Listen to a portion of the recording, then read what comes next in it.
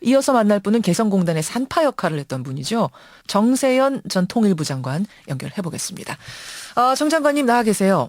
예, 예. 아니 사실 뭐 갑작이다, 지금 급작스럽다 얘기는 했습니다만 갑자기는 아니고 지난 정부 때부터 계속 조마조마했었던 거죠. 그렇죠. 예. 이번 조치 어떻게 보시고 계세요? 우선 조금 전에 개성공단 기업협의회 정기섭 회장이 나오셨던데, 예.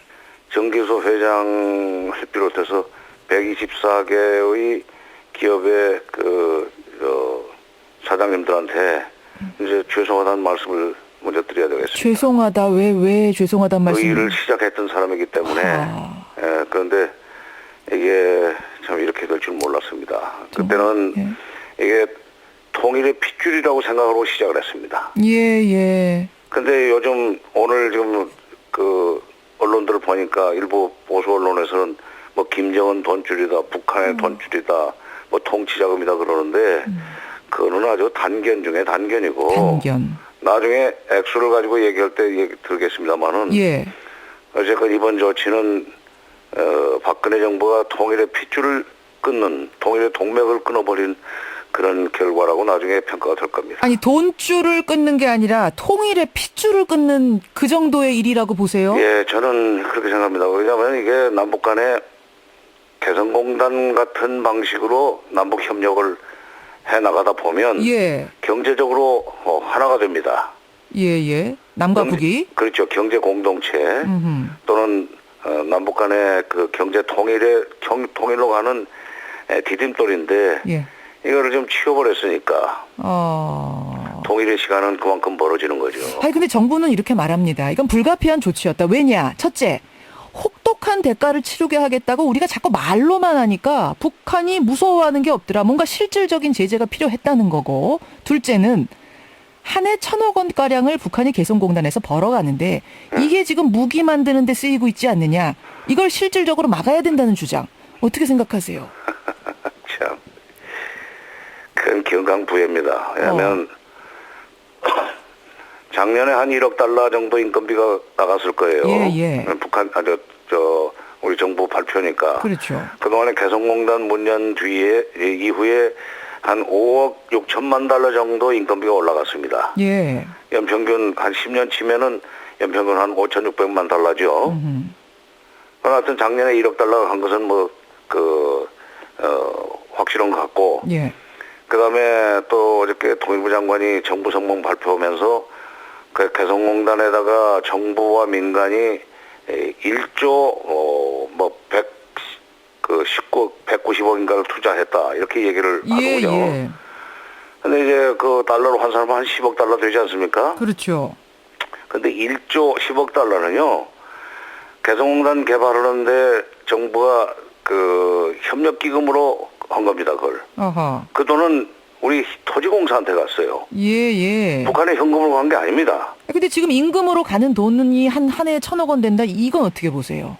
또 그다음에 기업들이 거기에 장비 시설 기계를 가지고 들어가지 않습니까? 그렇죠. 그 기계 산 돈까지도 북한의 통치자금으로 들어갔다는 식으로 얘기하라고 핵개발 자금으로 들어갔다고 그러는데 그런 경강부회고 예. 연간 1억 달러 작년에 제일 많이 갔어요. 예. 그전에는 연평균 한 5,600만 정도밖에 안 되는데 작년에 많이 갔습니다. 인건비가 올라가지고. 그런데 북한이 이거 말고도 미국과 사이 안 좋은 나라들하고 무기 거래에서만 해도 10억 달러씩 벌어 쓴다는 것이 미국 의회 조사국의 보고입니다. 우리 아니면 죽는 게 아니에요. 예. 우리가 이런 식으로 목줄을 죄다고 해서 북한이 핵을 포기하고 미사일 개발하리라고 생각하는 것은 너무나도 좀 순진한 생각이에요. 순진한 생각. 그러니까 우리가 이렇게 한다고 해서 바로 북한이 잘못했구나, 우리 빨리 반성해야지, 이렇게 나올 가능성 거의 없다고 보시는 거예요? 연간 1억 달러 안 들어간다고 그래서 북한이 핵실험 안 하고 미사일 개발 안 하리라고 생각한다는 게 그게 근거 없는 것이. 아까 조금 전에 제가 미국 의회 조사국에서 그런 보고서를 낸 지 지금 벌써 그것도 한 10여 년 되는데 세상에는 미국말을 잘 듣는 나라만 있는 게 아닙니다. 미국하고 그 엇박자 내고 미국이 하는 일은 반대로만 하는 나라가 얼마나 많습니까? 알겠습니다. 근데 장관님. 예. 우리가 개성공단을 그대로 둔 채 국제사회에다가 북한 제재해 주십시오, 제재해 주십시오 촉구할 수가 없지 않느냐. 뭔가 우리부터 나서서 제재를 좀 해야 된다. 이건 어떻게 생각하세요? 근데 지금 대북 제재에 있어서의 이 강도라고 할까 수위는 중국이 결정합니다. 아, 그건 왜 그렇습니까? 아니, 중국이 안전보장회사의 3위 이사국인데 러시아하고 중국이 지금 강력한 대북 제재를 반대하지 않습니까? 그렇죠. 그건 북한이 핵을 개발해도 좋다, 미사일을 개발해도 좋다라는 그런 뜻은 아니에요. 예. 그 사람도 그건 반대합니다. 그러나 북한의 핵이나 미사일 핑계를 대고 이 미국이 동아시아에서 중국을 압박해 들어오고 러시아를 압박해 들어온다는 생각 때문에 미국이 하자는 대로는 내가 못하겠다. 그런 거죠. 견제죠. 그렇죠. 예. 그러니까 우리가 먼저 이렇게 본때를 보여주고 마중물을 붓겠다는 식으로 개성공단을 문 닫는다고 그래서 중국이 한국이 이렇게 진정성을 가지고 북한을 제재하려고 하니까 우리가 협조해야 되겠다. 러시아가 협조해야 되겠다. 이렇게 나올 것 같습니까? 그것도 역시 순진한 착각이다 이런 말씀이세요? 아니, 그렇죠. 순진한 생각이죠. 우리가 이렇게 성의를 다하면은 중국이나 러시아가 감동을 해서 대북 제재 강도를 높여줄 것이다. 이 국제 정치가 그런 것은 아닙니다. 국제 정치가 지금 솔직히 미국의 대중 압박 차원에서 사드 배치도 좀 되는 건데, 사드 배치를 기정사실로 해나가는 건데, 이걸 중국이 벌써 읽고 거기 반발하기 시작했고 거기에 대해서 이제 앞으로 조치를 취할 텐데, 그렇죠. 이거 한다고 해서 중국이 협조한다, 러시아가 협조한다. 개성공단 중단한다고 해서. 난센스죠, 난센스. 그건 난센스다. 근데 지금 청취자 8146님도 문자를 주셨습니다만 그렇다면 이 상황에서 우리가 할 수 있는 게 뭐냐? 대응책이 없지 않느냐? 없습니다. 왜냐하면 혹독한 대가를 치른다고 말을 많이 했는데 혹독한 대가라는 것이 사실은 이거 할 말은 아니지만 혹독한 대가를 치르려면 군사적으로 혼을 내야 되겠죠. 근데 우리는 전시작전 통제권이 없습니다. 미국한테 줘놨으니까. 미국은 근데 북한을 압박하는 건 좋은데 북한 그 자체가 목적이 아니거든요. 중국을 압박해 들어가는 핑계를 북한을 찾는 겁니다. 결국 지금 미국하고 중국하고 그 싸움이 가장 큰 싸움인 거잖아요. 그러니까 그 갈등이. 북한의 군사적인 행동을 할 생각이 없는 미국. 미국의 허가를 받지 않으면은 군사적 조치도 못하는 한국. 그 입장에서 무슨 혹독한 대가라는 말을 그렇게 쉽게 얘기합니까? 알겠습니다. 그런 상황에서 그나마 이제 안전판 같았던 통일의 보루 같았던 개성공단이 문 닫게 되는 상황이 참 이게 찹찹하다는 말씀이신데 북한이 아까 말씀하신 대로 우리 잘못했구나. 빨리 반성하고 개성공단 문 열어야지 이럴 것 같진 않고요. 어떻게 대응할 거라고 보세요? 추가 도발이 또 있을 것 같습니까? 하죠. 왜냐하면 우선 NLL 상에서 여러 가지 우리를 성가시게 하는 일들을 많이 할 겁니다. 이미 그런 메시지 보냈죠. 며칠 전에 핵실험하고 그 다음날 바로 NLL 경계선 넘어가지 않았습니까? 그랬죠.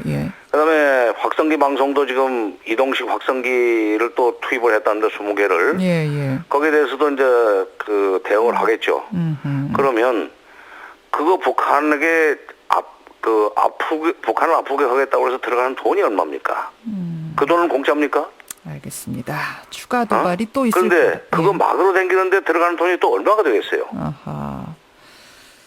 그러니까 고비용 저효율입니다, 이것은. 알겠습니다. 지금 이제 가동 중단이에요. 일단은 가동 중단. 근데 이거를 그냥 폐쇄로 사실은 봐야 되는 정도의 상황인 거죠. 어떻게요? 일단은 개성공단을 가동 중단하는 거고 폐쇄는 아닌데요. 전면 폐쇄는 아닌데 이게 폐쇄로 굳어지는 수순으로 봐야 되는 겁니까? 글쎄 이제 국제 정세의 변화가 일어나 가지고 예를 들면 미국의 대통령 선거 이후에 새 대통령이 내년 초에 취임하는 미국의 새 정부가 오바마 때 그 북핵 문제 해결 그 정책했던 전략적 인내가 결과적으로 북한의 핵 능력을 키워줬다. 또 그것 때문에 장거리 미사일도 실력이 늘어났다. 이거 정책을 바꾸지 않으면 안 되겠다 하는 그런 방향으로 이제 정책이 바뀌면 우리가 따라갈 수밖에 없죠. 알겠습니다. 그렇게 되면은 육자회담 재개에 어떤 모멘텀이 생길 거고 그렇게 되면은 이 개성공단이 열릴 수 있지만 미국의 대북 정책 변화가 내년 초에 예. 일어나지 않고 예. 이렇게 되면 박근혜 정부로서는 지금 입장을 그대로 고수해 나갈 거고 알겠습니다. 앞으로 적어도 한국의 새 대통령이 나와가지고 2년 후에 예. 새 대통령이 나와가지고 그동안의 대북 정책이 잘못됐다 해서 이걸 주도적으로 풀어나가려고 하기 전에는 이거는 어려울 것 같은데요. 여기까지 말씀을 드려야겠습니다. 예. 이번 조치의 조건이 조건이라기보다는 뭐 국제 정세가 변해야 된다 이런 조건이 좀 있는 거죠. 북한이 핵을 포기할 때까지는 이걸 계속하겠다는 그런 식으로 얘기를 하고 지금 문을 닫았기 때문에 그렇죠. 살아나기 어려울 것 같습니다. 예, 여기까지 오늘 장관님 말씀 듣겠습니다. 고맙습니다. 예. 정세현 전 통일부 장관이었습니다.